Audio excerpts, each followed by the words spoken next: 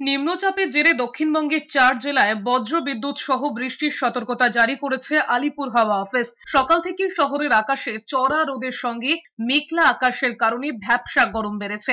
রবিবার সর্বনিম্ন তাপমাত্রা ছিল 27.2 ডিগ্রি সেলসিয়াস। রবিবার দক্ষিণবঙ্গের উত্তর ও দক্ষিণ 24 পরগনা, পূর্ব ও পশ্চিম মেদিনীপুর, মুর্শিদাবাদ এবং নদিয়ায় বিক্ষিপ্তভাবে বজ্র বিদ্যুৎ সহ হালকা থেকে মাঝারি বৃষ্টি হতে পারে। সোমবার থেকে ভারী বৃষ্টির সতর্কতা রয়েছে পুরুলিয়া, পশ্চিম বর্ধমান, বীরভূম এবং মুর্শিদাবাদে। তবে দক্ষিণের আর কোনো জেলায় আপাতত আবহাওয়া সংক্রান্ত কোনো সতর্কতা জারি হয়নি। তবে সার্বিকভাবে দক্ষিণবঙ্গে বৃষ্টির পরিমাণ কমবে। হাওয়া অফিস জানিয়েছে, রবিবার থেকে উত্তরবঙ্গের দার্জিলিং, কালিম্পং, জলপাইগুড়ি, আলিপুরদুয়ার এবং কোচবিহারে বৃষ্টির পরিমাণ বাড়বে।